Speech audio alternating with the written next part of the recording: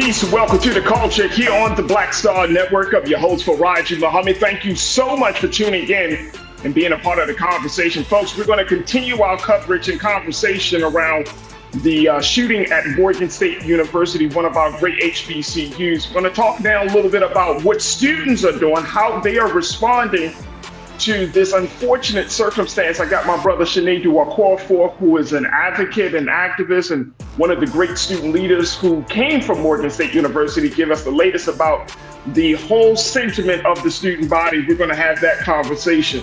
Also, folks, I'm asking a big question based on a New York Times assessment of where we are in our state of democracy. Is democracy in chaos? I'm going to share with you what the New York Times had to say about this situation, and I'd love to get your take. And later on, we check in with a filmmaker and artist, Mr. Roxy Carvel, to talk to us about how he's doing his part to redefine Black arts and culture. Stay with us. It's all happening on today's edition of The Culture right here on the Black Star Network. Let's go.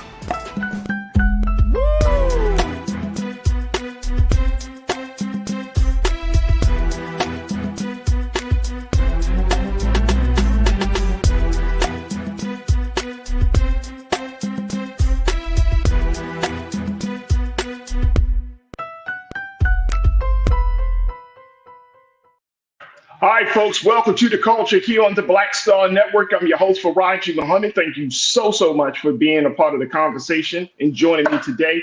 We are streaming live on our home website, on our home platform, blackstarnetwork.com, blackstarnetwork.com. So, folks, if you haven't had a chance, make sure you drop by and check us out as we are streaming live there. Of course, that is the space, that is the hub of all of our dynamic, dope programming we have here on Black Star Network.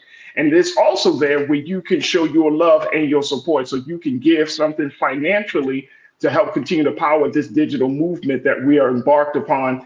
And of course, you can download the app for free on all of your devices and follow us on social media at Black Star Network. And we would love to continue to build with you. We're also streaming live on Amazon News, on your Fire TV, and on Plex TV, where we're streaming live on that platform 24 hours a day, 7 days a week. And of course, our new platform, taking Amazon to the next level, we're at Prime Video, folks. So make sure you find us on the Prime Video app under live TV, then go to news, and then also find us on, or you can find us on Amazon.com under Prime Video, then live TV, then news. Then we're there, and we're also on Freevee, and Black Star Network is there. So you can just find us under On Now, and then go straight to news, and boom, you will see us right there live and in living color. So check us out on all those platforms. Now, we're also streaming, of course, on our Facebook page. So make sure you check this out there on Roland Martin's Facebook page and on our YouTube page under Roland Martin.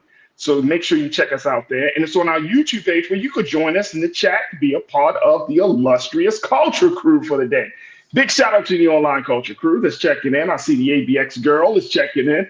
ABX girl, hello. My big brother, Brother Damon Blissett. Good to connect with you once again, dear brother. Pauline Hunt, thank you so much for checking in. We got Cindy D. I see you, Cindy. Hello, Cindy. John Allen, you checking in from Clarksdale, Mississippi. My man, thank you, John, for checking in. Pauline, thank you so much. McCall, good afternoon. Hey, McCall, good to connect with you again. My man, Monkey Confessions, thank you, sir, for checking in. Real Brooklyn, I see you. Hey. What's good, Real Brooklyn? Real Robin Welch, I see you as well. Thank you, Robin, for checking back in. Sweet Kids 2, thank you for checking in, being a part of the crew. And my sister, Corinna Denise. Corinna, good to see you once again. And Big Brother Willie Frazier. Good afternoon, Big Brother Willie. Thank you so much, sir. All right, folks, let's make it do what it do. Let's check in with my big brother. He is a diversity, equity, inclusion specialist. He's also a brother who has been on the front lines protesting for student rights, and improving the quality of student life, especially at the great Morgan State University. I'm so happy to have him joining us at this very, very critical time, especially in our HBCU. As you can see, I'm representing the Bears here today, Brother Sinead, dude. Gotta represent, yeah, bro. We gotta show our Bear pride, bro, especially at this time. But first of all and foremost, dear brother, how are you been? Good afternoon, big brother. Good afternoon. How are you? I'm good, man. I'm good. So, Sinead, let's talk a little bit about this situation because you're kind of in an interesting space because you are making your way, you were kind of traveling, and then you heard about this shooting yourself, right? Yes, indeed, indeed, I was. So, what was going on? Like, you were traveling from where to where, and then what did you decide to do? Yeah, I was traveling back for homecoming to visit and do be merry, make merry, be a typical Morgan student where you celebrate and meet up with your fellow students. And the unfortunate situation kind of stopped me in my tracks. I had to turn back around um, due to the magnitude of what happened and the cancellation of the homecoming celebrations. It's rather unfortunate. It is rather unfortunate, brother. It is very, very unfortunate to say the least. So we know that the latest right now, and there are some conflicting reports that are out there, but as of right now, based upon the school's communication, they have not found anyone. There are person of interest that the Baltimore City Police Department has, and they have released some video footage of that situation, some persons of interest, but no one has been arrested as of yet, as far as we know, right, Brother Shanabi? Yes, so far no one has. There hasn't been any arrests announced. And no one has passed away, no one has died. There has been no fatal. Because yesterday we reported that there were 5 people shot, non-life threatening injuries. So there has been no fatalities from the situation. No, and that's a very important part to kind of speak on because we have to make sure that we're not projecting the idea that this was like an attempted murder type of situation. I think more Yeah. legal experts can get into that. But no life-threatening situations. Everybody is expected to make a full recovery. Absolutely, that's a blessing. That's a real blessing. Here's the thing there are a couple of things that are happening, and as folks can see here on our headlines, there are a number of students as a result of the shooting. Folks, the classes have been canceled, homecoming ceremonies have been canceled, rightfully so. But there are a number of students, freshmen and other students, who have decided just to take a few days off. They've actually returned back home. And Brother Sinead, I wanted to kind of get your take on what that means and what you've been hearing on the ground there as these students are kind of going back home. Is there fear, or do these students feel like that this is, especially freshmen, they're just coming to this campus, classes are just getting started, and then boom, a situation like this happens. Is there a sense of fear that freshman students and other students are having, like they do not want to return back to campus? As far as from what I've heard from administration, I think we should be very careful with our adjectives. There hasn't been from what they have gathered, there hasn't been a big sense of fear. It's more of concern and shock, more than anything else. This isn't like the term mass shootings is used to describe when it's two or more persons, but this isn't like the typical mass shooting that you would see that happens at universities or anywhere else. It was two disgruntled groups, and someone from the group decided to use a weapon to intimidate or what have you. So I think students are just more or less kind of concerned and just shocked by the fact that something like this would happen and that would be a solution to a disagreement. And to those who are going home, I think in times like this, you do whatever is best for your own mental health. And I know this university has been offering mental health services with the MSU Counseling Center in Carter Grant Wilson, as well as the executive team of the president has been open, keeping their doors open to students who want to talk. And more importantly, I'm very proud of the student organizations. They have all put out statements. They have all been trying to help each other. There has been like hashtags where people are keeping their spirits up to not allow the negative event to tarnish the wonderful legacy of the national treasure, Morgan State University. Absolutely. As far as we know, Brother Shanae, are these students that are persons of interest, and Lisa, if you could post that, show that picture for us, please, one more time. Are these young people students of Morgan, or are these young people just from the outside of the community? Now that is the good question. I think from last that I heard that that their person of interest might be a student, but it also could be a mixture of both. of students and somebody local for the community. But I always implore people to stick to what the university is saying, and more importantly, what the local media is putting out, because the details are still late breaking, and new details are coming. As you can see, the images were just published today.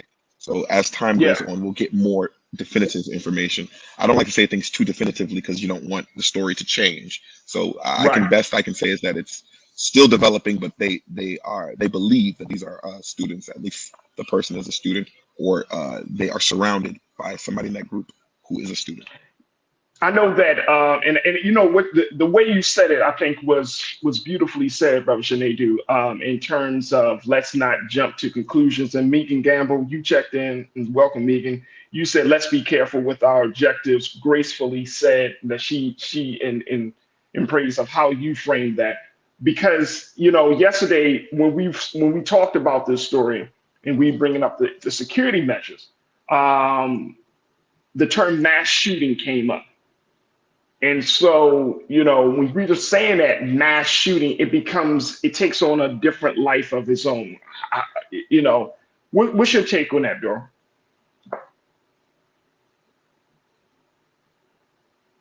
We got you on mute. We have the sound for Brother Sinedu. Okay, there we You go. hear me? Yeah, we Okay. can hear you now, Yeah, I bro. think the term is very dramatic, but there has never been, as far as I've known, there has never been some type of barometer for mass shooting. So the term it's kind of provocative, but by its definition, that's what Yeah. this is. But it's not within the same tense as we usually see it. So I think that's why it's important when we use the term that we give it more context, so that we can Mm, categorize it properly compared to how, because that's what builds the hysteria, and that's why I tell folks focus on local media, not the national media that turns up in times when these stories are big. But we yeah. have to add some type of contextual framework to what this is. But it is mass shooting by the definition. But Yeah, again, like absolutely. yeah. Yeah, I would absolutely agree with that. And I think that and this is the part of the conversation that I wanted us to focus more on the students, because I mentioned this yesterday, Shanedu. MSU Morgan is it's a national treasure, but it is like the heartbeat of Northeast Baltimore. You know what I'm saying? In terms of the cultural, educational, it is like Baltimore's college. You know what I'm saying? Baltimore's university, along with the other HBCU, which we're going to talk about in a few moments. But um, making sure that the students and, of course, the neighborhood, the community around there, and in my sharing yesterday, Morgan is not situated in some ragtag neighborhood. Morgan's not situated in some dump. You know what I mean? That's a very, very, when you go down Hillen Road, when you go down Cold Spring, when you're in that neighborhood, it is a beautiful neighborhood, very diverse, a lot of families, lot of homeowners, legacy homeowners. So we're talking about a situation that reverberates us all from inside the school to the outside community. What's your take on that, bro? Let me take our first pause. Yeah, I think that's important to say because this is a community built of homeowners. This is a community that is very well connected to the university. And I think it's important to kind of paint the picture that although Morgan is the heartbeat of this part of Eastern Baltimore, we are not the entire body. There are things beyond the control of Morgan State. And I think I kind of agree with Mayor Brandon Scott to say that some of the issues that we're experiencing goes beyond Morgan, goes beyond Baltimore, goes beyond Maryland. The issue that we have here is in regards to firearms. It's not about the community. That's the same community that, had this not happened, would have showed up in droves for the parade. That's the community where people's kids come out. That's the community where young kids were at the coronation as Little Mister and Little Miss Morgan. That is the community that we're talking about, a thriving community. That's the community where our current mayor, Brendan Scott, went to school at Mervo. So I don't want there to be a narrative that this is a community that's unsafe. Or no, Morgan has been a big part of that community, and the community has been a big part of Morgan's story as well. So I think it's Yeah, really that's a good important point. that that narrative is put in the forefront. No, I agree with you wholeheartedly on that, bro. And for those who may not know, Mayor Brandon Scott made some remarks yesterday urging Congress to institute some level of gun reform as a result of this shooting. And of course, he's not solo in his cry out for some type of real change, because I know that's part of the conversation, gun reform. But my take on it very quickly is that we have a cultural issue. We got to have some cultural reform as well, in terms of violence being so prevalent in our communities that it does find its way onto safe spaces like a college campus, right? Where young people are coming in from all across the country. Young people are coming there to learn. You have staff and professors. You have a lot of folks that are at a college campus. So just trying to disrupt this culture of violence that we see happening in our neighborhoods and our communities each and every day. It's a tall order, brother Sinedu. You've been on the front lines as it relates to issues from police reform to violence. Where do we have that conversation, or how do we have that conversation to really break through that wall? Well, if we're being honest and if we're following this trend, this is a bigger conversation of safety. This is a bigger conversation of economics. This is a bigger conversation of equity.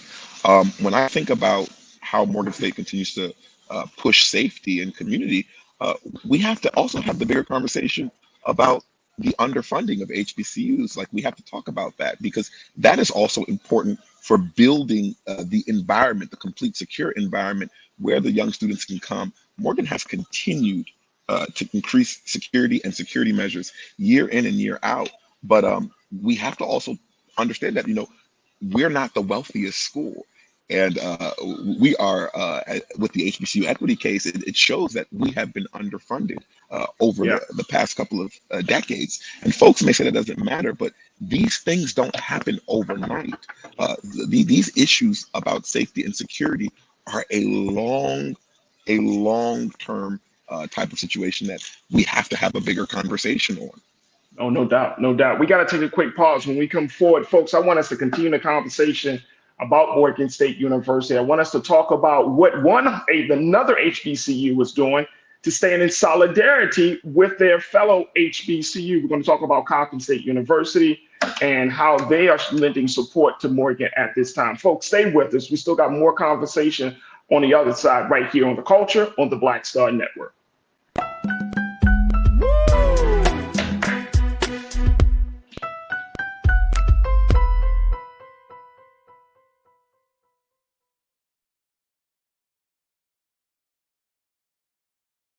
Folks, Black Star Network is here. Oh, no punches! I'm real revolutionary right now. Support this man, Black Media. He makes sure that our stories are told. Thank you for being the voice of Black America, Roland. Stay black. I love y'all. All momentum we have now, we have to keep this going. The video looks phenomenal. See, this difference between Black Star Network and black-owned media and something like CNN. You can't be black-owned media and be scared. It's time to be smart. Bring your eyeballs home. You dig?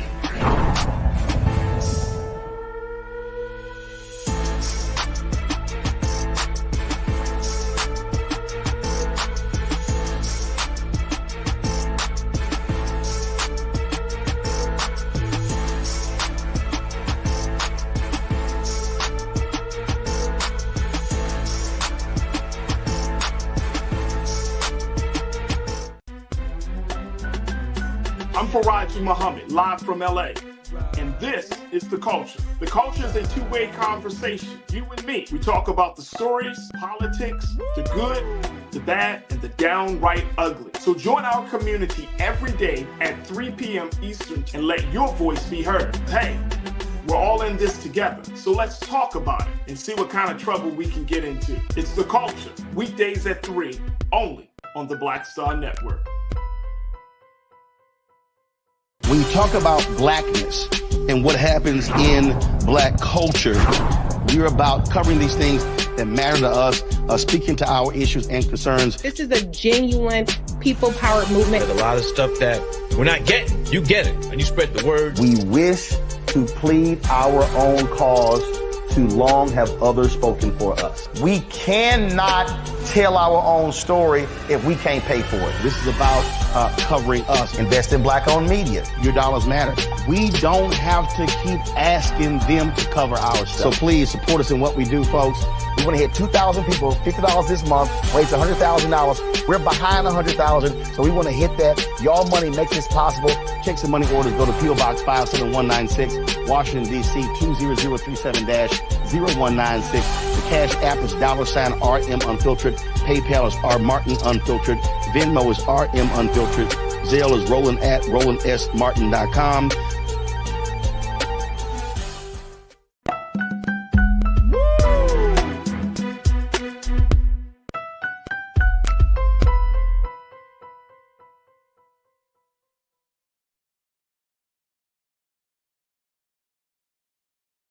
Network.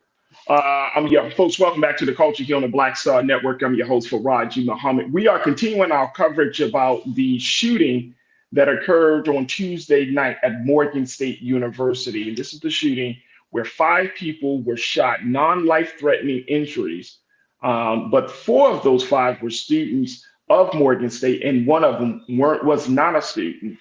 Police are still looking for the suspect, even though they have shown some video stills of persons of interest in this situation, but no arrest has been made as of yet. However, even though there has not been any fatalities or arrests made, the community is still reeling from the situation, given the fact that this all occurred during Morgan's homecoming ceremony. So ceremony activities have been postponed.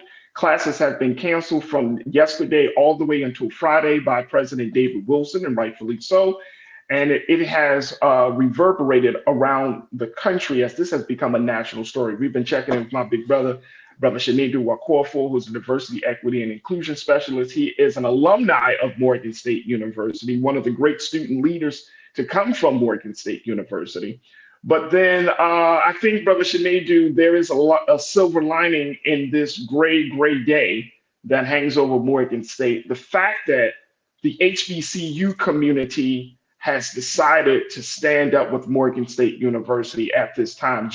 Morgan State is, of course, situated in Northeast Baltimore, but just a few miles on the other side of town in West Baltimore, along the historic North Avenue corridor. Is Coppin State University. And at Coppin State last night, about 50 students and a dozen more staff members, professors and staff gathered together to view what they call a prayer walk in support of the victims of Morgan and in support of their fellow HBCU. And I thought this was a powerful, powerful statement of Black unity and Black excellence to see that a fellow HBCU is showing this type of support. There we go there. And you can just see pictures of that happening.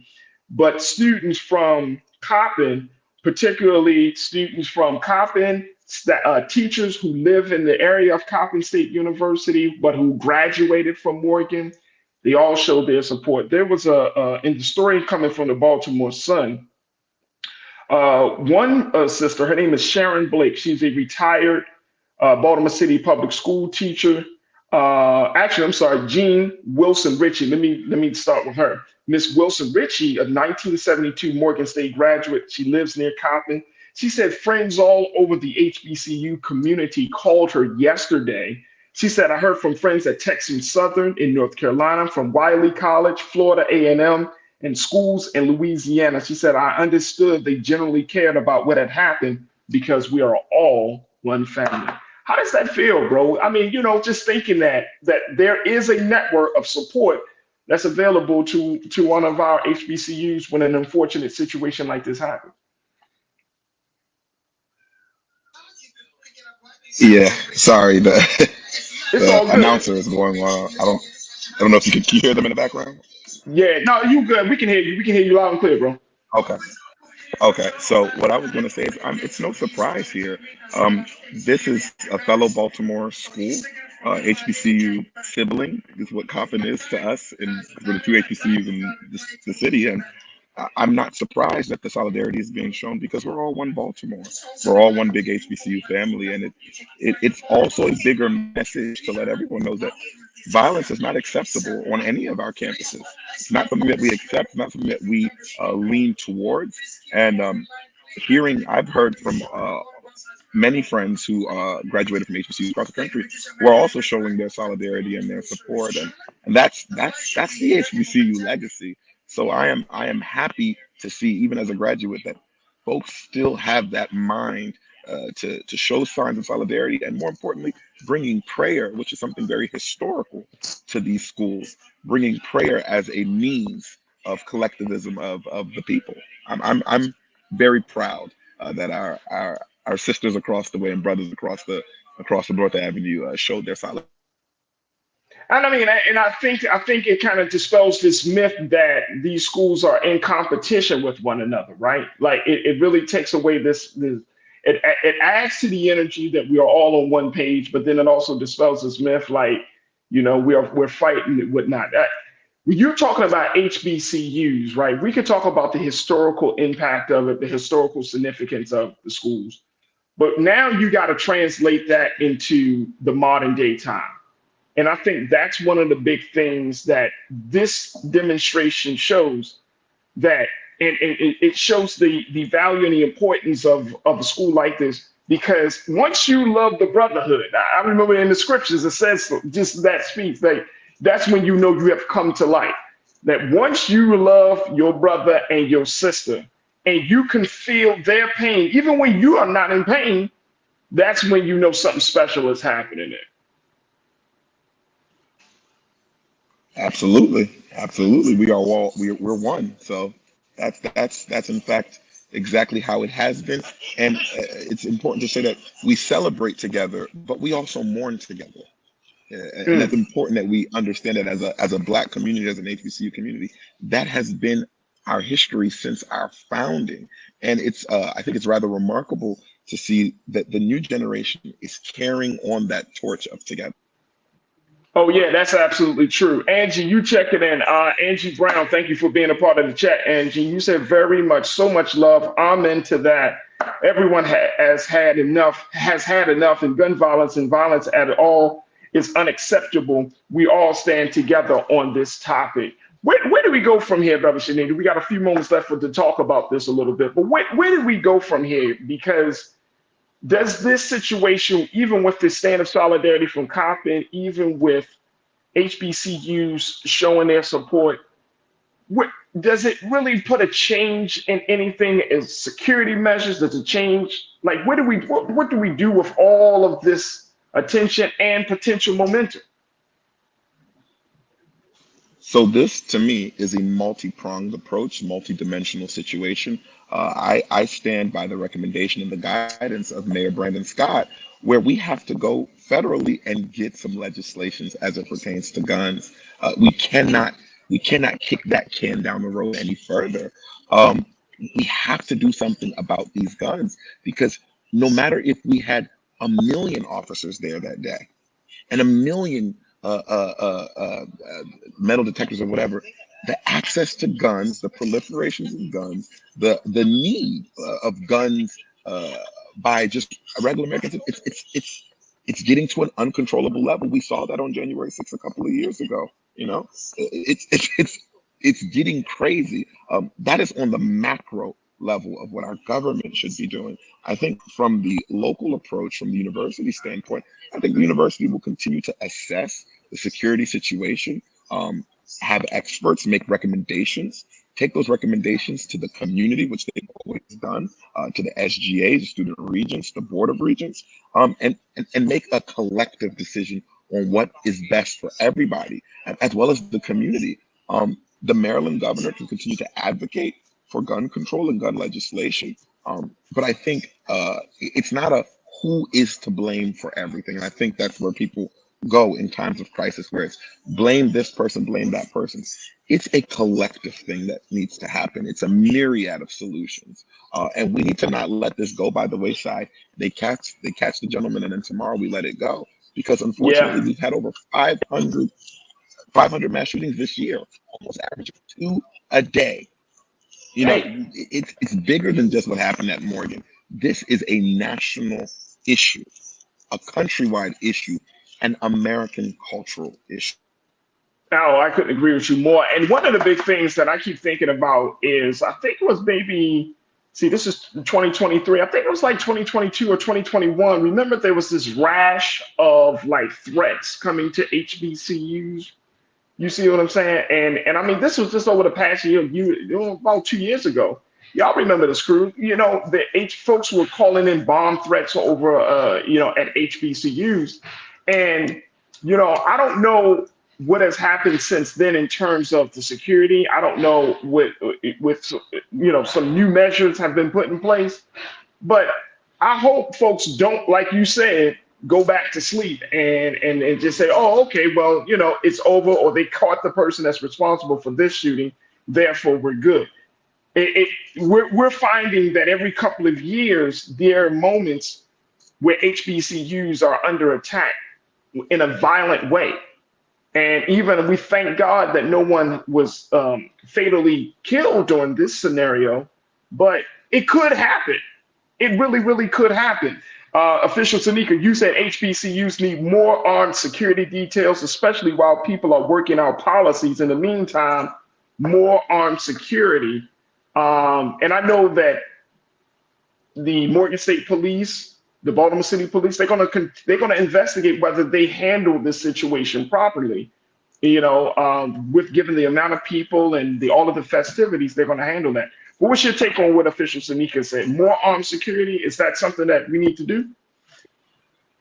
Certainly, but like I said, more armed security, in my opinion, would have apprehended the suspect. It wouldn't have changed what the assailant did. I think what we need to be looking at is we need to be discussing a lot of mental health of these young people. Disagreements are not new to the universe. They're not new to the world. We've been hearing about disagreements since biblical times, but to be picking up a gun, any type of weapon, when you disagree is egregious.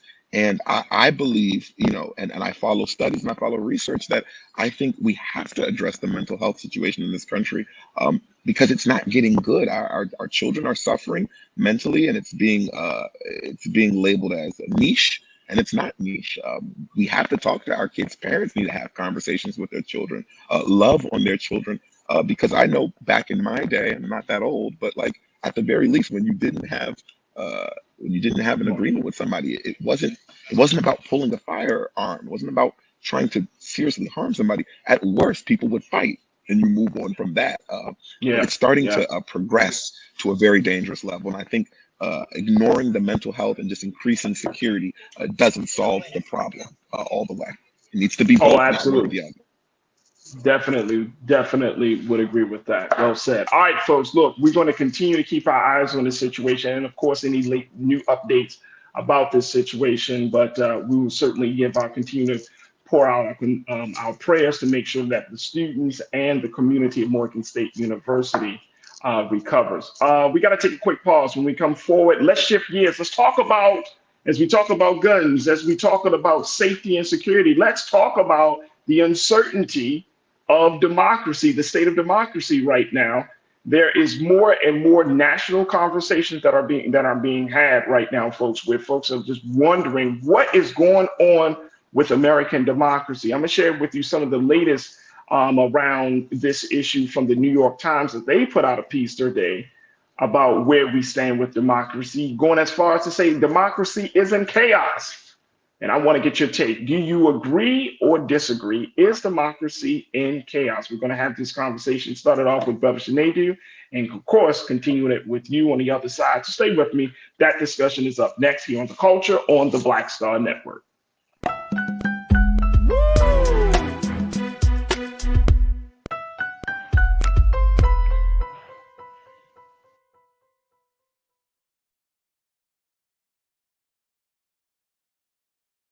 When you talk about blackness and what happens in black culture, we're about covering these things that matter to us, speaking to our issues and concerns. This is a genuine people-powered movement. There's a lot of stuff that we're not getting. You get it, and you spread the word. We wish to plead our own cause. Too long have others spoken for us. We cannot tell our own story if we can't pay for it. This is about covering us. Invest in Black-owned media. Your dollars matter. We don't have to keep asking them to cover our stuff. So please support us in what we do, folks. We want to hit 2,000 people, $50 this month, raise $100,000. We're behind 100,000, so we want to hit that. Y'all money makes this possible. Check some money orders. Go to P.O. Box 57196, Washington, D.C. 20037-0196. The Cash App is $RM Unfiltered. PayPal is R Martin Unfiltered. Venmo is RM Unfiltered. Zelle is Roland at RolandSMartin.com.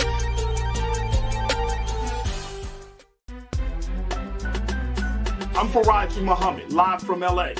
And this is The Culture. The Culture is a two-way conversation. You and me. We talk about the stories, politics, the good, the bad, and the downright ugly. So join our community every day at 3 p.m. Eastern and let your voice be heard. Hey, we're all in this together. So let's talk about it and see what kind of trouble we can get into. It's The Culture. Weekdays at 3, only on the Black Star Network. Folks, Black Star Network is here. Oh, no punches! I'm real revolutionary right now. Support this man, Black Media. He makes sure that our stories are told.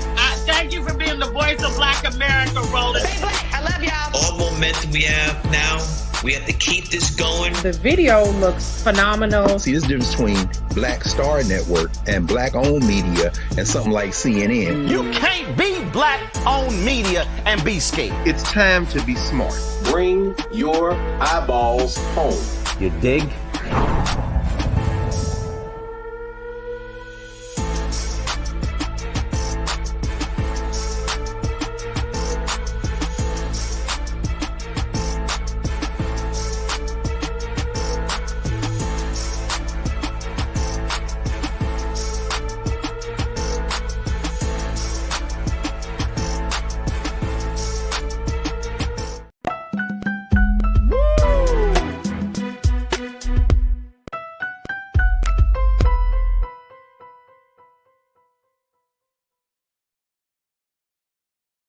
All right, folks, welcome back to The Culture here on the Black Star Network. I'm your host, Farajii Muhammad, checking in with my big brother and culture crew member, Brother Sinedu Okorafor. All right, Brother Sinedu, let's talk about something that you are also passionate about outside of Black student issues. You're also passionate about this thing called politics. And what are we looking at here, brother? What are we looking at? Of course, that historic vote to oust Kevin McCarthy happened this week. But it has now been brought into a larger picture. And this is why I think it's important for us to not get bogged down on small circumstances of one particular incident or situation. You got to look at the big picture here. The New York Times put it out there on their morning newsletter, folks. If you get the New York Times morning newsletter in your email, they put it out there. They're saying that democracy is in chaos. Let me share with you what they had to say in this briefing this morning. They say, and I'm asking this question, is democracy in chaos? And I want to get your take on this, crew. But it said, imagine if you were a foreign leader surveying the political chaos in the United States. For the first time in history, a party has just fired its own Speaker of the House in the middle of a term. In the Senate, one of the two party leaders, who's 81 years old, has twice recently frozen in public, unable to speak, and continues to vow, I'm going to just throw this in there, Mitch McConnell, he continues to vow to stay in office. A Supreme Court Justice, Clarence Thomas, has allowed wealthy political donors to finance a lavish lifestyle for him and his wife, and that same justice's wife urged officials to overturn the 2020 presidential election result based on lies. A likely nominee in the upcoming presidential election is facing 4 criminal trials and regularly speaks in apocalyptic terms about the country's future. That nominee is essentially tied in the polls with an 80-year-old president who many voters worry is too old to serve a second term. If you were an ally of the U.S., you have to be wary. If you were an enemy, you have to be pleased. According to Peter Barker of the Times, he said, to many watching at home and abroad, the American way no longer seems to offer a case study in effective representative democracy. Instead, it has become an example of disarray and discord, one that rewards extremism, challenges norms, and threatens to divide a polarized country even further. Woo, that's a lot to take in, Brother Sinedu. I know you got to jump off. A lot of words. It's a lot of words, but it speaks to the truth and the reality that we find ourselves in this country. Do you believe a democracy is in chaos, bro? Would you agree or disagree with that statement? I would agree it's in chaos. I would agree. I would say it's been in chaos for a while, and I am of the unpopular opinion that it's not just Democratic or Republican. It's politicians altogether. The fact that eight people, eight individuals, had the power or foresight to be able to remove a speaker is unheard of. The fact that somebody would agree on that rule in the first place, which is what McCarthy did, is unheard of as well.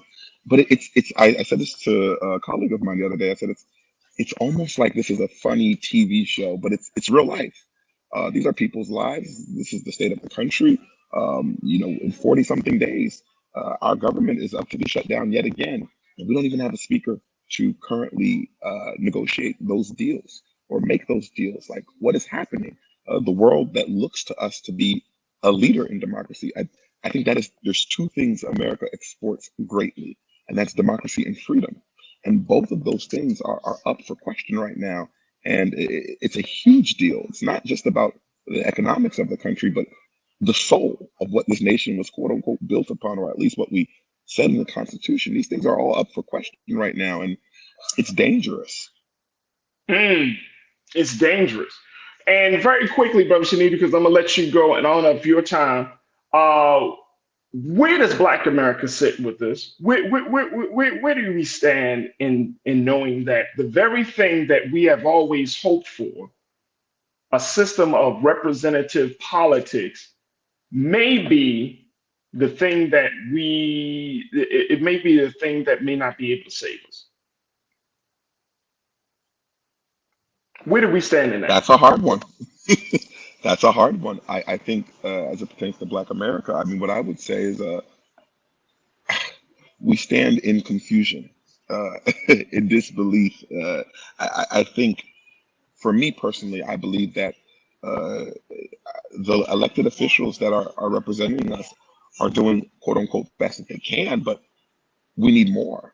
We need more people. We need more strategy, and that's another thing. I don't think we're strategizing great enough. It's just again kick the can down the road. Work with what we got, and that's what we've been doing. And how well is that working? When the economy goes down, it hits Mm, us first because we are historically haven't had the funds or the laws or the organization to be beneficiaries of the great American dream. So I believe, and I always speak on voting. I believe this is why it's important that we are voting in our interest. People who look like us, stand with us, and represent what we represent, so that we do have a fighting chance. So that when moments like this come down, we're not just sitting in a catatonic state. absolutely, absolutely. I'm gonna stop it there with you, brother, because I know you got to hop off. But I truly, truly appreciate your insight, your expertise, as always. Of course, we're gonna have our brother to join us for our upcoming Black Men Summit, where we're redefining and celebrating Black manhood. So I can't wait to hear what you bring to the conversation as we have those discussions as well, kicking off on October the 16th. But Brother Shanadu, thank you so much for always bringing us so much to think about, and more importantly, thank you for being so good for the culture. May God bless you to get home safely, brother, and we'll reconnect with you soon. Thank you so much for having me. Peace. All right, peace, brother. Folks, we're going to take another quick pause. When we come back on the other side, let's continue this conversation. I'm going to share with you what else the New York Times had to say as they spoke to political scientists, they spoke to democracy scholars as they look at this thing about whether democracy is in chaos. Folks, this is a very serious situation. And just over these past couple of days, past 48 to 72 hours, we're seeing something different. And I know that some of us might not think that this is a major shift, but it is a huge shift from what we have been used to. It's a huge, huge shift. So I'm going to share with you what else has been said about the state of democracy and, of course, get your take on this. But the big question is for the big culture convo, is democracy in chaos? Do you agree or disagree with this statement, folks? Join us in the conversation, streaming live right now on YouTube under Roland Martin. You can certainly watch us on Facebook. And of course, we are streaming on all platforms of Amazon News, Freevee, Plex TV, and Prime Video. And of course, on our home site of blackstarnetwork.com. Stay with me. The more conversation on the other side about this right here on The Culture on the Black Star Network.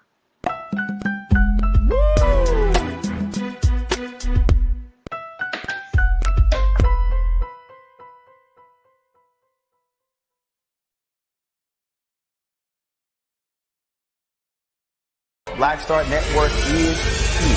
Oh, no punch! I'm real revolutionary right now. Thank you for being the voice of Black America. All momentum we have now, we have to keep this going. The video looks phenomenal. See, this difference between Black Star Network and black-owned media and something like CNN. You can't be black-owned media and be scared. It's time to be smart. Bring your eyeballs home. You dig?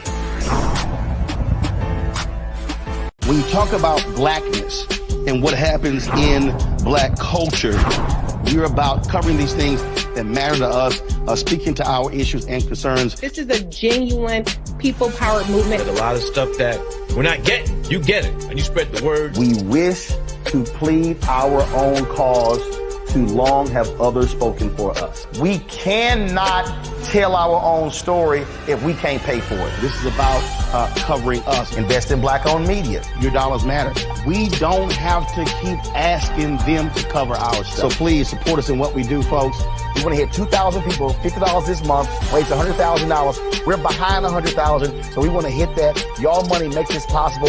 Checks and money orders go to P.O. Box 57196, Washington, D.C. 20037-0196. The Cash App is $RM Unfiltered. PayPal is R Martin Unfiltered. Venmo is RM Unfiltered.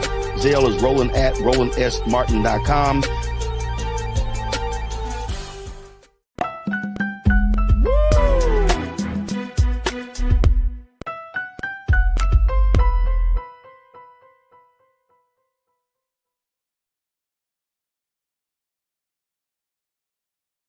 Here. All right, folks, welcome back to The Culture here on the Black Star Network. I'm your host, Farajii Muhammad. We are continuing the conversation that we just started in the first half of the show, where we're asking this question based on a New York Times piece that laid out some things that have happened over the past couple of days and just over these past couple of months, where we're asking this question: is democracy in trouble? I mean, in chaos? Yes, it could be in trouble too. Because when we're looking at everything that has happened, from the removal of Kevin McCarthy from the speaker role, like I said, we really haven't gotten too deep into the situation with the Supreme Court Justice Clarence Thomas. I mean, all of this stuff is coming out about his relationship with wealthy donors. We already know about his wife, Jeannie Thomas, and her pushing the lie around the 2020 election. So we're seeing this, but this is coming from a Supreme Court justice, folks. So you have that situation that really has to be addressed. Knowledge of it is now coming to the light. But how is that be addressed? Can he be removed from a lifetime position? And if so, can you imagine the implications of that? Now, the Supreme Court, and there have been some, whether you're talking about government folks, political scientists, and others, who are saying there needs to be a code of ethics.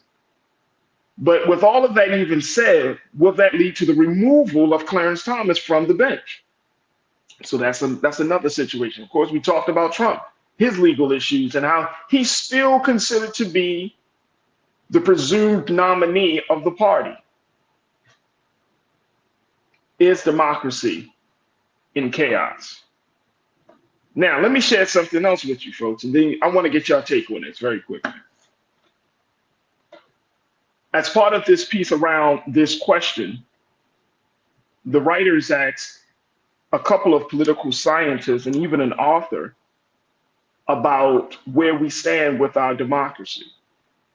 Here's what they had to say about this idea. First, starting with the democratic system needs two viable parties. This came from Miss Sarah Bender, who is a political scientist at George Washington University. She said, you need a set of leaders on both sides that have the confidence of their followers and have some understanding of the rules of the road. Then they asked Mr. Daniel Ziblatt, who is a co-author of the new book, recent book, Tyranny of the Minority.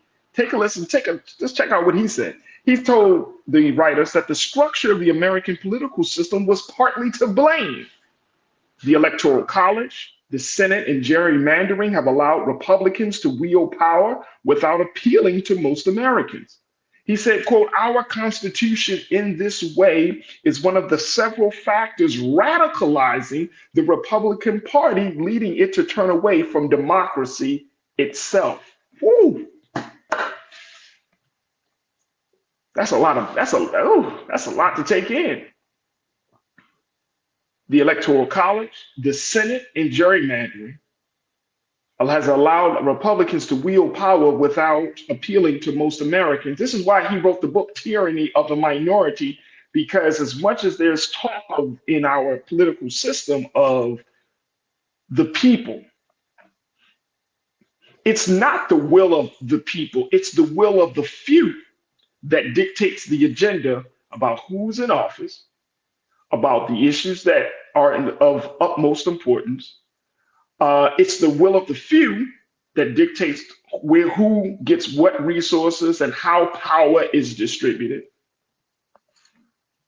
And then he even points out the Constitution may be radicalizing people. The founding document of this whole country, our form of government, might be the same tool and has been weaponized and used as the tool to turn people away from the very thing it's supposed to outline and be the foundation for. Y'all hear me on this? I need to take me a drink. Not a drink. Just a little something, just a little water, a little tea, something. But this is tea. But as we talk about this, look at this. This is very serious. So, crew, I want to hear your take on this. Share with me your thoughts. We're streaming live right now on our YouTube page under Roland Martin. And what's your take on this? What's your take on this? Corinna, you checked in. My sister Corinna, Culture crew member. Y'all can see her here on Fridays at 4 o'clock on the Culture, 4 p.m. Eastern Standard Time. Corinna, you say we have a small part in accountability for the current state of the House and there being no speaker. Hakeem Jeffrey should be Speaker of the House right now, but we did not maintain the Democratic House majority. But do you imagine what type of games that will be played if he ascends to that position? We got to be prepared for that though too, right, Corinna? But we take accountability. This is the crazy part. Take a listen to, and Corinna, you pointed out something, and then you tell me if I'm going in the right direction with this. So we have always been taught that government will take care of certain things, right? We have always been conditioned and taught that really our greatest form of political participation is going to the ballot boxes voting, right? We have always been taught to have hope and faith in our political leadership. Right? But when things are starting to fall down, when the faith starts to diminish, when the hope starts to wander, when the confidence starts to decline, then what happens? Now, we haven't been taught about this. It was said that after Kevin McCarthy was ousted from his seat, the term uncharted territory, uncharted waters, kept being used within the national zeitgeist of the coverage of that moment. We're in uncharted territory, we're in uncharted waters. And the part that makes it really uncharted for me, as I was kind of just taking an assessment of these things, is the fact that Americans, we do not have the knowledge or the skills in terms of what happens when our government starts to show some signs of weakness, when the foundations of the things that we say we believe in as a country, as a people, starts to crack. They don't teach us that stuff. We hear about that stuff in other countries, folks. Governments topple, leaders get assassinated. I mean, those things certainly have happened in this country, but not at the same rate as they may have happened in other countries. But political violence runs rampant. We've had our share of political violence, obviously, but not at the same rate. So the American people, we truly are not prepared for the government to fall apart. Even those of us in Black America, right? When we say, well, take it down, America needs to go down. My question is, okay, I understand the sentiment, but what is the backup plan?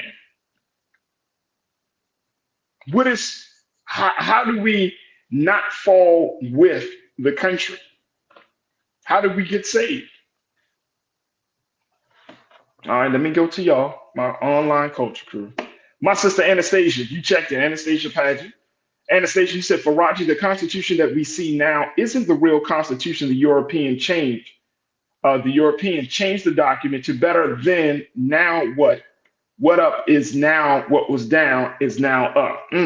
So you're talking about that this is not the real Constitution. I mean, well, the only thing I can speak to that part of that, Anastasia, is like, well, you know, what is the real Constitution? If that's not the real Constitution that we have been, quote unquote, looking at and getting our guidance from, then what is the real Constitution? Okay. But you're right, things that are up, it's just everything is twisted. Beauty and Blood, thank you again. Good to connect with you once again, Beauty and Blood. You said the second that uncapped financial influence was deemed legal in our political system, the dream of democracy for and by the people died. You're talking about, and I saw your previous comment talking about capitalism really being at the root, as one of the key problems of this whole situation we find ourselves in. And I think that we need to have a conversation about that. I definitely think we need to have a conversation about that.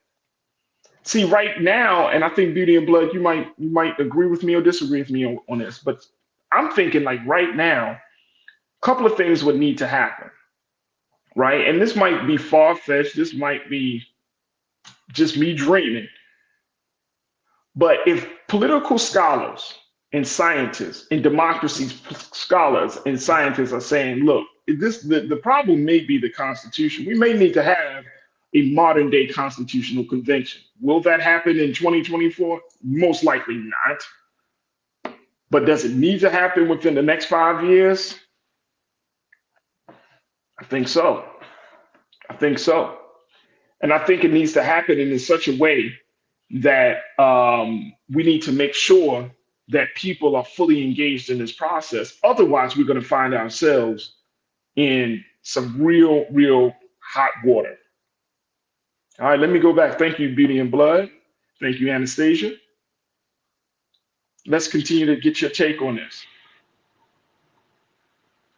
And I'm just looking. Oh, Cheryl Howell. Cheryl, you say, come out from among them, vote, flip seats to be able to pass laws beneficial to us, eat right to get our spiritual strength up, which helps with mental health, redistribute that $1 trillion we spend to us. So you got a couple of things here, Cheryl. You're saying come out from among them, vote, and flip the seats to be able to pass laws beneficial to us. This is a different set of rules that they're playing by. And I'm saying anyone that's against the interests of the idea of liberty, freedom, justice, and equality, liberation, I'm talking about those who go against the fundamental interests of our humanity as Black folks in this country, goes against the fundamental interests of the value of poor people and marginalized communities in this country, because we're all in the same boat here. Of course, Black folks, we've had a long history of disenfranchisement, a long history of marginalization. We all know that. But now other communities are part of the same process, right? Where they're being disenfranchised. One of the groups that have always been disenfranchised by this country, even though this country owes a debt of gratitude, is the poor. Poor Black people, poor white people, the working class poor, right? And so that's what we're seeing right now. And we're seeing more and more, it doesn't even matter what city, what state you're living in, the disparity between those who have and those who have not is growing each and every day in this country. Each and every day. So much so that it is opening, it's just making it almost damn near impossible for us to even have a conversation about catching up. How do we catch up the black and white wealth gap that exists in this country? How do we catch that up? Opening a couple of business here, investing in some stocks there, saving money here. You know what I mean? The system is so, and I think to your point, Beauty and Blood, the system is so distorted and so dysfunctional. It will leave us just constantly yearning and hoping and wishing upon the star that something would change. Look, I got to take another quick pause when we come forward. Let's continue the conversation. Is democracy in chaos? Agree or disagree? Share your thoughts on our chat as we're streaming live on Black Star Network, Amazon News, Freevee, Plex TV, on Facebook, and of course on YouTube. We would love to hear what you have to say. Stay with us. This conversation continues on the other side, right here on The Culture on the Black Star Network.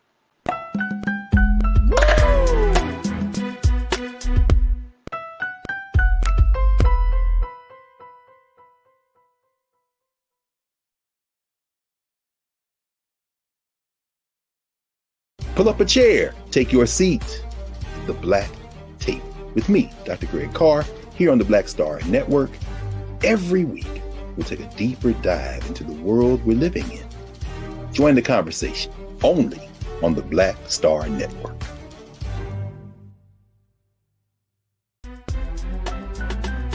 I'm Farajii Muhammad, live from LA. And this is The Culture. The Culture is a two-way conversation. You and me. We talk about the stories, politics, the good, the bad, and the downright ugly. So join our community every day at 3 p.m. Eastern and let your voice be heard. Hey, we're all in this together. So let's talk about it and see what kind of trouble we can get into. It's The Culture, weekdays at 3, only on the Black Star Network. When you talk about blackness and what happens in black culture, we're about covering these things that matter to us, speaking to our issues and concerns. This is a genuine people-powered movement. There's a lot of stuff that we're not getting. You get it, and you spread the word. We wish to plead our own cause. Too long have others spoken for us. We cannot tell our own story if we can't pay for it. This is about covering us. Invest in black-owned media. Your dollars matter. We don't have to keep asking them to cover our stuff. So please support us in what we do, folks. We want to hit 2,000 people, $50 this month, raise $100,000. We're behind 100,000, so we want to hit that. Y'all money makes this possible. Check some money orders. Go to P.O. Box 57196, Washington, D.C. 20037-0196. The Cash App is $RM Unfiltered. PayPal is R Martin Unfiltered. Venmo is RM Unfiltered. Zelle is Roland at RolandSMartin.com. Folks, Black Star Network is here. Oh, no punching! I'm real revolutionary right now. Support this man, Black Media. He makes sure that our stories are told. Thank you for being the voice of Black America, Roland. Stay black. I love y'all. All momentum we have now, we have to keep this going. The video looks phenomenal. See, there's a difference between Black Star Network and black-owned media and something like CNN. You can't be black-owned media and be scared. It's time to be smart. Bring your eyeballs home. You dig?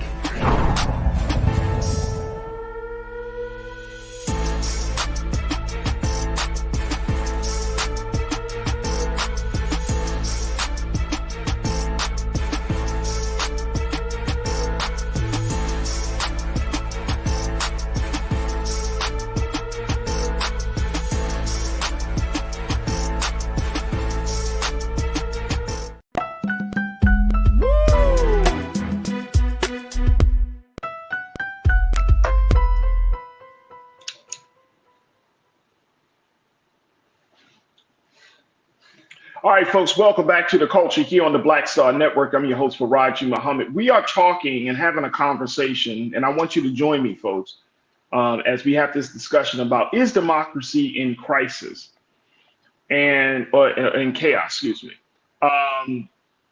And I think that this is a very, very legitimate question. It's so serious of a question that President Biden, President Biden has officially said that this point alone will be the core of his reelection campaign, which is to quote unquote save democracy. Remember, I told you that last week the president gave an address where he explicitly mentioned Donald Trump as being a threat to democracy, Donald Trump, MAGA, being a threat to democracy.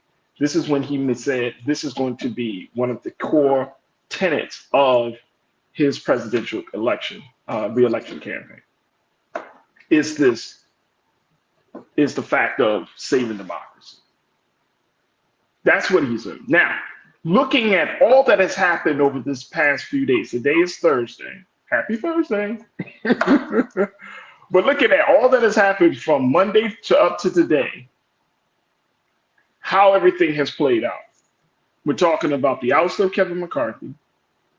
We're talking about the start of Trump and his trials, right? And he was essentially, he was given a gag order because, and I think you don't like my music. I remember you making that point. You said, what other place can a person come out of the courtroom and then talk bad about the DA and the judge? So he was given a gag order, I think on Tuesday of this week, right? There's talk about this Ukraine bill, this Ukraine money that's being held up because of the GOP, right? There is talk about political violence. We're talking about a shutdown that may happen in November, right? So there's no guarantee that the government will continue to operate and people will continue to work and all of those things. So what are we looking at here, folks? And this is not like a doomsday conversation. I don't want us to get into this space. It was like, man, well, we might as well go into a bunker, and call it quits. Like, this is not what I'm doing, but this is a conversation I think that for those of us who are very serious about the state of not just democracy, but where we are in this country, who are serious about this work, this is one of those conversations. I want to share with you what New York Times writer Peter Baker, who has covered the past 5 presidents, and he's done some reporting from Washington, what he had to say on this, and then I'm gonna come back to you, what y'all have to say as my crew. He said, there was a time not long ago when the United States presumed to teach the world how it was done, when it held itself up as a model of a stable, predictable democracy, when it sent idealistic young avatars to distant parts of the globe to impart the American way. These days, to many watching at home and abroad, the American way no longer seems to offer a case study in effective representative democracy. We shared that part of what he said. He said the institutions that were already strained during Donald J. Trump's presidency now faces a series of profound stress tests. Can the courts maintain public faith and deal credibly with a former president running for his old job who has been accused of so many crimes it is hard to keep track? Can Congress get its act together enough to simply pick a leader, much less address vexing issues like immigration, spending, climate change, and gun violence? Can the presidency in the hands of an aging traditional politician like President Biden be a tool to heal the wounds of a society? Listen to what he's saying. He said the former President Trump has long chosen provocation over peacemaking, but in recent weeks, he has escalated the violence of his rhetoric. He threatened to investigate NBC News for treason if he gets back in office. He mocked the husband of former Speaker Nancy Pelosi, who was attacked in their home, called for shoplifters to be shot on sight, and implied that General Mark A. Milley, the former chairman of the Joint Chiefs of Staff, should be executed as a traitor, saying, if you go after me, I'm coming after you, he wrote on social media in August. The political parties, of course, sometimes devolve into internal struggles. The Democrats have their differences as well, although not nearly as drastic as those of the Republicans, and they have their scandals. Moreover, America has gone through other periods of deep divisions, as during the eras of McCarthyism, civil rights, Vietnam, and Watergate, to say nothing of the Civil War. What is different now, according to some scholars, is that Republicans under Trump have directly attacked the foundation of the democratic system by refusing to accept an election that they lost by tolerating, if not encouraging, political violence, most notably the January 6th assault on the Capitol. According to one publisher, a democracy on the verge of veering out of control is the consequence when one of the major political players in the democratic process won't accept the basic rules of the game. This came from Daniel Zeitbleit, that Harvard professor who wrote that book, Tyranny of the Minority, with his colleague Steve Levitsky, who wrote another book called How Democracies Die. Mr. Baker said the American public has been sour on the country for a remarkably long stretch. The last time a majority of Americans reported being satisfied with the way things are going in the United States and Gallup surveys was January 2004, nearly 2 decades ago. That has taken a toll on American institutions. Fewer than half of Americans express confidence in the police, the medical system, organized religion, the Supreme Courts, banks, public schools, the presidency, large tech companies, organized labor, the media, the criminal justice systems, big business, or Congress, according to Gallup, which last year recorded significant declines in 11 of the 16 institutions it tracks. Only small business and the military drew more than 50% support. I'm gonna stop it right there from Mr. Peter Baker.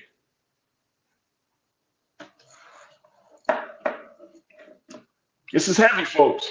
Again, we're not going to be able to get to all of this, right? We're not going to be able to have a resolution, but this is more of this type of conversation that is looming in every discussion, every political discourse that is happening in this country.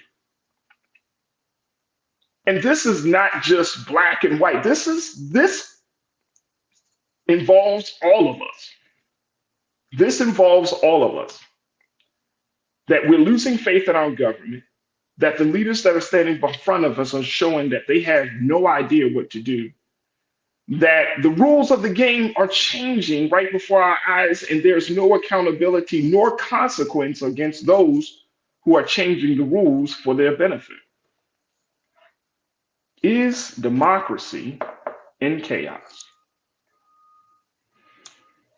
Real Brooklyn, my guy, you said, to answer your question, Farajii, since democracy literally means power of the people, in other words, is our will in question or not? Like how you put that, Real Brooklyn. You said democracy in this country goes as far as electing public officials, but ends at inner workings of government.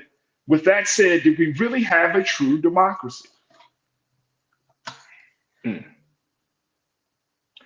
Great question. Great question. I want to go to something that Conscious Thought you saying. Conscious Thought, you said earlier, stop saying that, Farajii, that we do not yet have the numbers for a constitutional convention, because I talked about a constitutional convention, because we're seeing that more scholars are saying that the Constitution may be as responsible, and as I shared with you in that previous comment, how one person says it's radicalizing Republicans, but even though we may not have the numbers, Conscious Thought, the reality is, since the Constitution has not been updated, to truly speak to where we are in this Constitution, if we do not have a constitutional convention, and yet we're still going down the path that we're going, then the Constitution will render itself meaningless because we're not following the guidance, we're not following the rules. If the only rule for to be president, for example, is that you must be a citizen of the United States and be over the age of 40 years old, and that's pretty much it, then it leaves open this big ass door of interpretation as to who can do that and who can seize power. But if we keep going down this road, then the Constitution will not be as effective. It will not be as meaningful. It will not be used as the guide for this form of government because we have veered so far off, as Mr. Peter Baker said and Daniel Zeitblad said in their book. We are veering so far off. We are in uncharted waters. Brother Willie Frazier, you said this. We're going to take another pause in a moment. You said for decades, maybe even centuries, this country has gone in and disrupted other democracies because their ideals are counter to capitalism. This is karma on a grand scale. Whew. Whew. That old saying, right, Big Brother Willie? The chickens have come home to roost.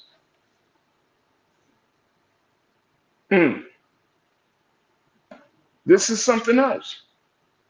Corinna, you said we have great potential to have true democracy, but to answer the question being raised, no, we have never truly had a democracy in this country. So if we are even going back to this point, y'all, if we're talking about what is a real democracy, then we're talking about something that is at the root of the Constitution. Because the Constitution is supposed to have given us the framework for a quote unquote democracy. We know there's a republic involved in this element too. So if we're questioning even what is a democracy, then that's a very, very fundamental different conversation.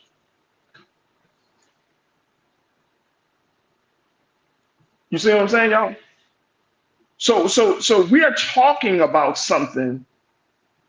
We're all got to question this. And this is not a question just for the scholars and the political leaders and for those in government.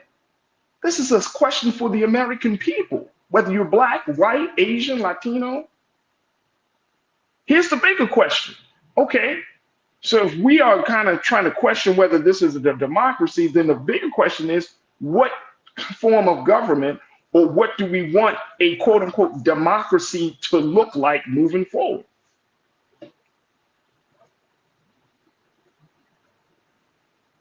You know what I'm saying?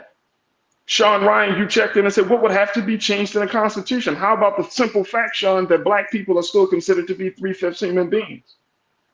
I mean, I know that might sound antiquated. I know that might sound like a moot point to some. But if you're going back, if someone who is a quote unquote fundamentalist of the Constitution, and they literally take that clause, that part of the Constitution to be the law, because it's inscribed in a founding document, then that means what? That person is carrying an attitude that can lead to a belief that could be inscribed in a law of disrespect for Black people that have no regard for our life or our humanity or our well-being. Just using that as an example. Let's talk about the Electoral College and the idea that, yes, we can have a popular vote, and you're saying it's beauty and blood, get rid of the Electoral College, but you're saying if you have a small group of people who really dictates whether somebody gets into office, yes, millions of people can vote, but 200 or so folks can determine who becomes the president. Wow.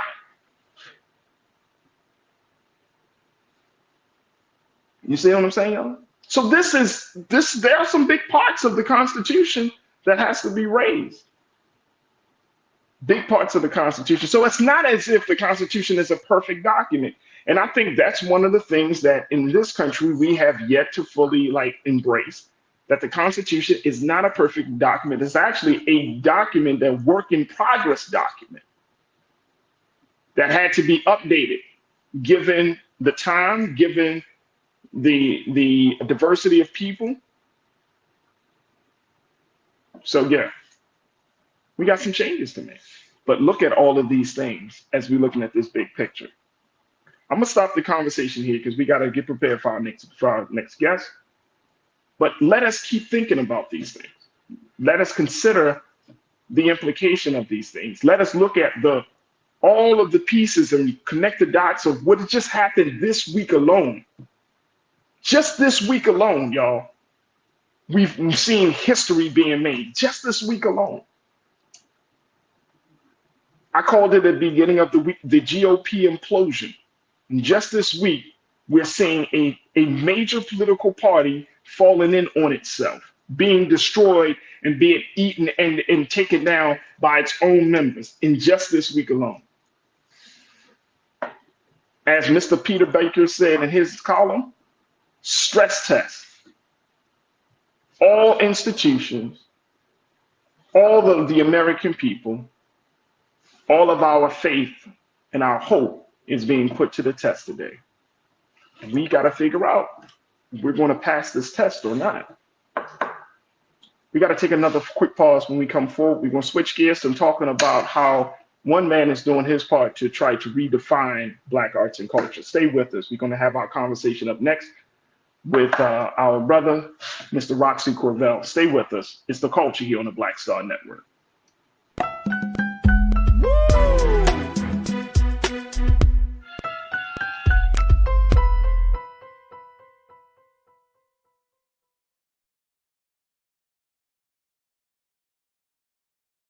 Pull up a chair, take your seat. The Black Tape with me, Dr. Greg Carr, here on the Black Star Network. Every week, we'll take a deeper dive into the world we're living in. Join the conversation only on the Black Star Network.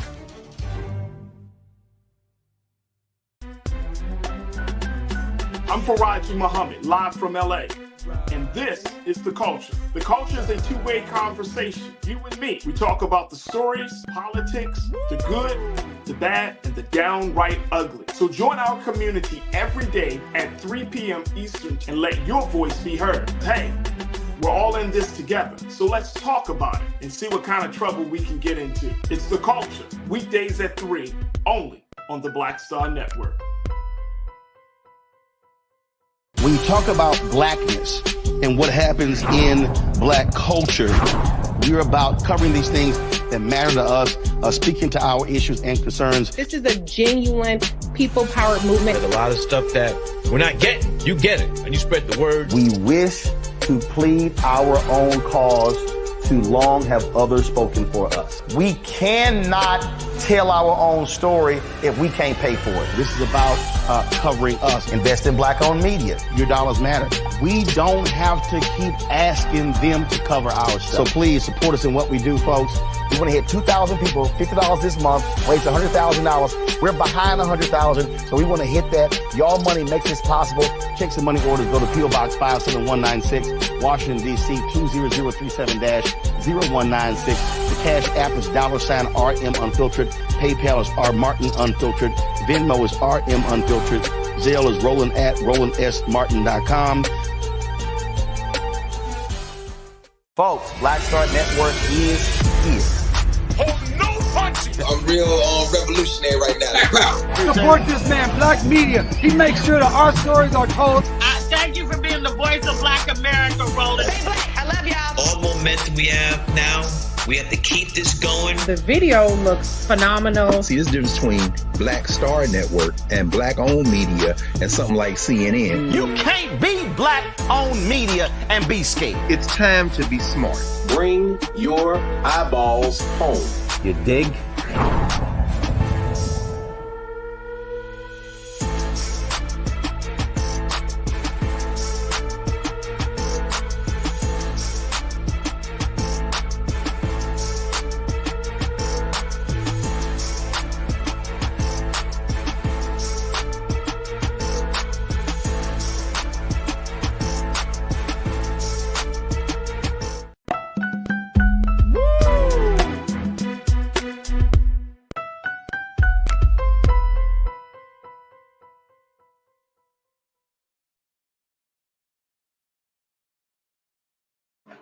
All right, folks, welcome back to the show. We're going to be checking in with our brother Roxy in a few moments. But I do want to just make note of what many of you are checking in to say as we have these, just talking a little bit about this democracy piece. And I want to make sure that I update my statements properly. That way, because my team just say, we want to make sure that we say this. And I truly appreciate my team for alerting me to this, that the 14th Amendment, folks, does repeal the 3/5 clause, Section 2 of the 14th Amendment. And I would advise that I used to, and I was looking for it the other day, but I had this pocket version of the United States Constitution, and I used to take it around with me where I went in certain, just going in certain spaces and places, just as a reference, right? And I would advise us to take a look at those. If you have a chance to get a copy of the Constitution in a pocket version, then I would recommend that you just invest. It's probably just a few dollars. I don't think a lot of people are rushing to get a pocket version of the Constitution nowadays. But it's important that we do have some understanding and some knowledge. And so it's just something that came to my mind as we were talking about this. But, many of you are saying, well, what about this? And, Sean, I know you heard, see your comments about what is it about the Constitution that we need to change? When you don't know, a lot of us, and I don't know who said it earlier today, but one of you in the chat mentioned the fact that, and I think it was you, Corinna, but you mentioned that a lot of people just don't know about their government. And it made me think about what benefit would it be for the powers that be to keep us illiterate or ignorant of what's going on with the government, right? When you think about how government is taught in schools, back in the day, it was taught a certain way, right? There was the understanding of the three branches and all of those things. And Corinna, you and I talked about this on last week, and we're in that civics conversation. But it's not the same anymore. And y'all remember last week when Corinna was on, I had quoted the University of New Hampshire when they talked about how in a study it showed that 26% of Americans actually knew the three branches of government back in 2016. That number has actually increased by 2021, right? And went up to a little bit over 50%. But it's still the fact that a lot of people just didn't know, right, that three branches of government. But it also speaks to the fact that, we are often kept in a space of ignorance. And I'm saying as the American electorate, right, as the American population, we are kept in a space of ignorance often. You know what I'm saying? We are more distracted rather than educated. And I think that speaks volumes about where we are in this country, and more importantly, where this culture is.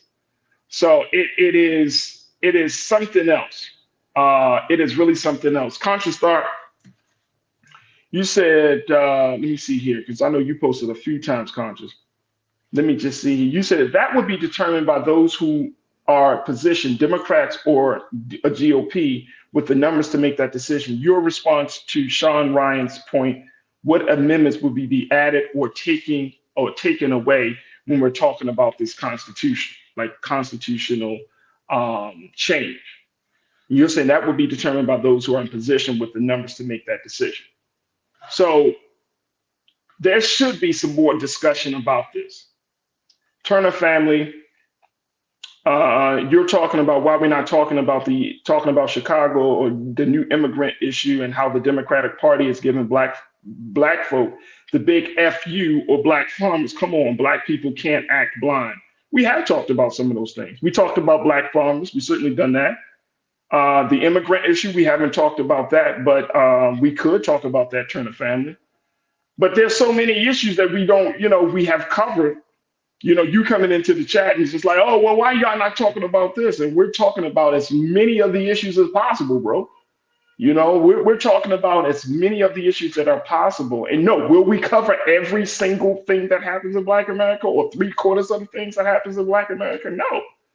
It depends on what the situation is, what's the current conversation is, what people are talking about, where their heads are. So to your point, there are some things we can address and other things we don't address, but let's try to figure out a way to bring it into the conversation. Beauty and Blood, you were just going back to your point, you said a well-informed citizenry is the best defense against tyranny. That was a quote from Thomas Jefferson. I truly appreciate you posting that. Thank you so much. A well-informed citizenry is the best defense against tyranny. Very, very much so. Thank you, Beauty and Blood. Carolyn Harrison, you said Constitution isn't absolute. Read the full Second Amendment. It doesn't say everybody has a right to as many guns as they want. Good point. Yeah, good point. Kathleen, thank you, Carolyn. Kathleen Davis, you said, I never expected anyone to teach me what I needed to know. That's why they didn't want us to read. I never expected anyone to teach me what I needed to know. That's why they didn't want us to read. Excellent point. We cannot expect somebody to teach you something that will take them out of power and control. And I think that's the part about it. Well, why didn't they teach us about how do we get out of this thing? Yeah, well, because they will lose power and control. H. Renee Chambers, equal rights across the USA. Absolutely, I'm for equal rights. But guess what, H. Renee Chambers? Ms. Chambers, we have to fight for our rights. We can't just sit idly by and watch things happen and not say anything and not get involved, not advocate. I agree, equal rights across the board, but you're right. So when we're talking about this, this is the problem. I'm gonna take another quick pause. We're gonna try to get in with our brother, Roxy Carvel, and try to close this out in a nice bow as we have these big conversations. And I appreciate each and every one of you for jumping in a discussion around this. But let this be a guiding conversation. Like, this is still a work in progress. We're still bringing it in, but I wanted to at least continue the discussions that we have been having, because I don't want us to forget about the critical nature of the time that we're living in right now, folks. Very historic, very timely. This is game-changing moments, right? I was watching a documentary the other day, and they were talking about big moments in American history. This is a big moment, and we need to talk about it. We need to examine it. We need to analyze it. We need to make sure that we understand the magnitude of this moment and the implications of this moment. This is big. And if you got people in major newspapers and political scientists and democracy scholars and saying, look, America's moving into a certain direction that we're not necessarily prepared for. This is the direction that we've been saying that we don't want to be in. Then the American people need to know. We need to have some different conversations about our democracy right now. So stay with me, folks. We got to take another quick pause. Stay with us. It's The Culture here on the Black Star Network.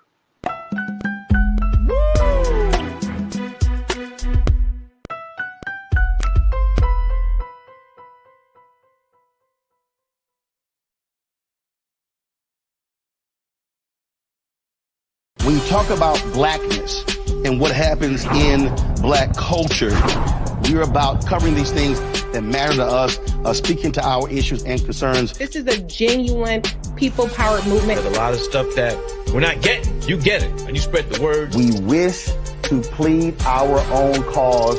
Too long have others spoken for us. We cannot tell our own story if we can't pay for it. This is about covering us. Invest in black-owned media. Your dollars matter. We don't have to keep asking them to cover our stuff. So please support us in what we do, folks. We want to hit 2,000 people, $50 this month, raise $100,000. We're behind 100,000, so we want to hit that. Y'all money makes this possible. Check some money orders. Go to P.O. Box 57196, Washington, D.C. 20037-0196. The Cash App is $RM Unfiltered. PayPal is R Martin Unfiltered. Venmo is RM Unfiltered. Zelle is Roland at RolandSMartin.com.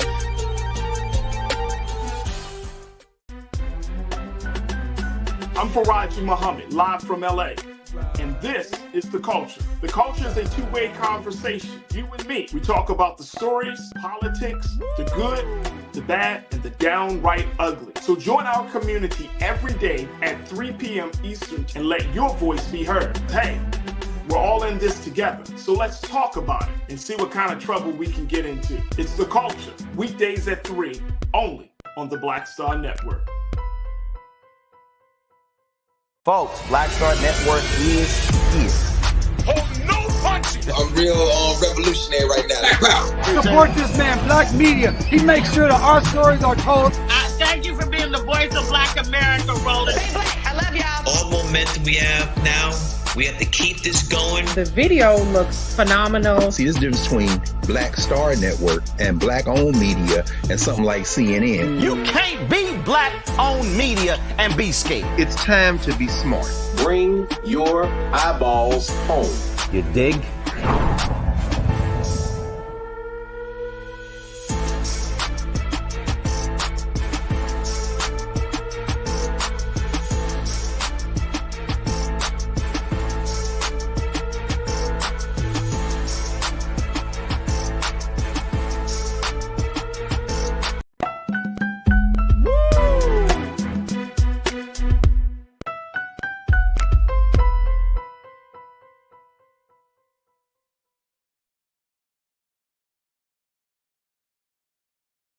Folks, Black Star Network is here. Oh, no punching! I'm real revolutionary right now. Support this man, Black Media. He makes sure that our stories are told. Thank you for being the voice of Black America, Roland. Stay black. I love y'all. All momentum we have now, we have to keep this going. The video looks phenomenal. See, there's a difference between Black Star Network and black-owned media and something like CNN. You can't be black-owned media and be scared. It's time to be smart. Bring your eyeballs home. You dig?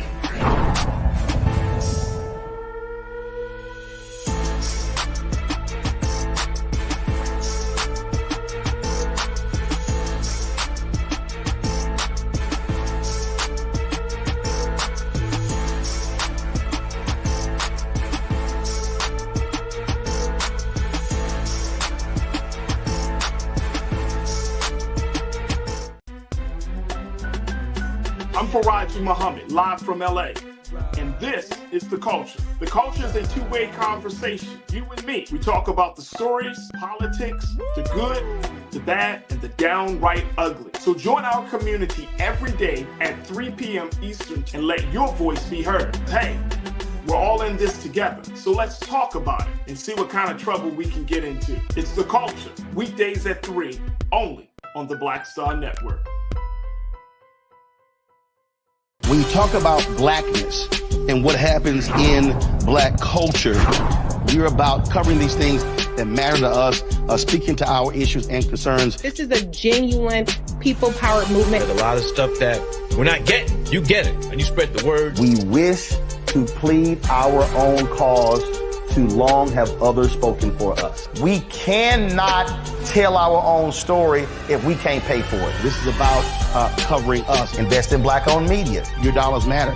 We don't have to keep asking them to cover our stuff. So please support us in what we do, folks. We want to hit 2,000 people, $50 this month, raise $100,000. We're behind 100,000, so we want to hit that. Y'all money makes this possible. Check some money orders. Go to P.O. Box 57196, Washington, D.C. 20037-0196. The Cash App is $RM Unfiltered. PayPal is R Martin Unfiltered. Venmo is RM Unfiltered.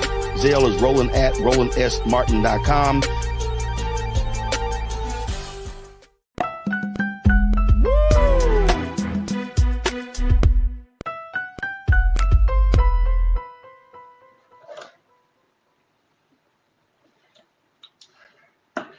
All right, folks, welcome back to The Culture here on the Black Star Network. Yeah, so many of you have been checking in and offering some valuable insight on these big conversations. So big shout out to you, my online culture crew. As we close out today's show, I definitely want to encourage you to check us out as we are streaming a lot of different things on our website at blackstarnetwork.com. And let me just acknowledge those who have shot that have supported us. Gwendolyn and Scott 94509 just donated, made her donation in the as she mentioned that in our super chat. So Gwendolyn, thank you so much for your donation. Let's give her a little something something. There we go. But folks, go to our website today at blackstarnetwork.com and give something. Our streaming is so powerful because you can often go to like a lot of other places to get latest news about what the president is saying, what's happening in Congress, and so much more. But here on Black Star Network, we try to do our very best to bring you up to date on all of those things. So make sure y'all do that. Now, speaking of politics, I'm just slowing it. Let's get out of the very hardcore politics and let's think about something as we close out the show on a lighter note. Do you know that one of our to some people their favorite president, not talking about Clinton, celebrated 31 years of marriage. That's right, folks. President Obama and First Lady Michelle Obama, they had their 31-year anniversary this week. And there we go. 31 years. Can you imagine? To all of the married folks out there in the chat, 31 years. Do we got some pictures of President Obama and First Lady Michelle? I know we got some pictures of that. Because they always look at that. Look at them. Can I ask y'all a question though? Real talk. Keep this picture up here. How come President Obama looks like he's getting older and Michelle is getting younger? Was that by design? I mean, what is that? As you can see, Michelle Obama said 31 years and a lifetime to go. I love going through life with you by my side. Barack Obama, happy anniversary, honey. There they are, folks. There they are. I'm trying to come up with the name. There goes the president and his first lady and our first lady right there. 31 years. That's a beautiful thing. They still look very, very happy together. And again, it's interesting that President Obama looks like he's getting just a tad bit older. I'm not going to throw no shade on the president because I want him to come on to the culture and talk to us. But also look like Michelle Obama is getting younger. So big shout out to the Obamas for celebrating 31 years of marriage. There we go. There we go. It's a beautiful thing, man. It's a beautiful thing. So we really appreciate them. But folks, I can't tell you enough that we are slowly working our way up to our Black Men's Summit. So we invite you to let all your family and friends know. I put the word out there on my social media. We'll continue to pump it out there all throughout next week. We'll continue to let folks know that this Black Men's Summit is coming together. We have a number of fantastic voices from all across the country, brothers who are scholars and activists and leaders who are going to be joining us for these conversations and making sure that you are a part of these discussions in a very important way.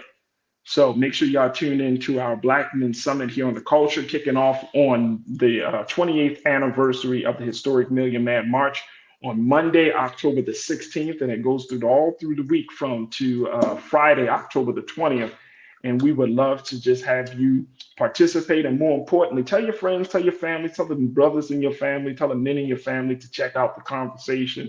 If they're able to check it out live and join us in the Culture Crew, then by all means, please tell them about that. But we want to have these discussions and trust and believe, folks, trust and believe the folks that we have lined up for this summit. These aren't lightweight folks. All of these conversations will come to even greater light with these men that are coming on and being a part of that. So again, that's kicking off on Monday, October the 16th, on the 28th anniversary of the historic Million Man March.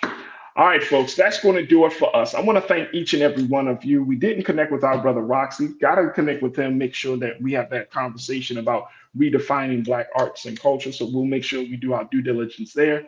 But I truly appreciate all of you for joining us in the conversation, our great online culture crew. If you are new to the crew, welcome. If you are a legacy member of the crew, welcome, and thank you so much for your continued support. And it's certainly something that we don't take lightly. So thank you, thank you, thank you. Make sure y'all do your due diligence. Again, download the app Black Star Network on all your devices. Follow us on social media and give as much as you can, as much as your heart desires, as much as God inspires you to give to support this digital movement at this time. Because I don't know any other time than right now for us to have a platform like this, to have conversations like this, where other folks are just talking on the surface. We're trying to do our best to get into a much deeper level. So go to Black Star Network today, download the app for free, follow us on social media, and support. Also follow me, yours truly, at Farajii Muhammad on Facebook, The Real Farajii on Instagram. I need your Instagram followers so we can continue to push things out, to continue to have these conversations.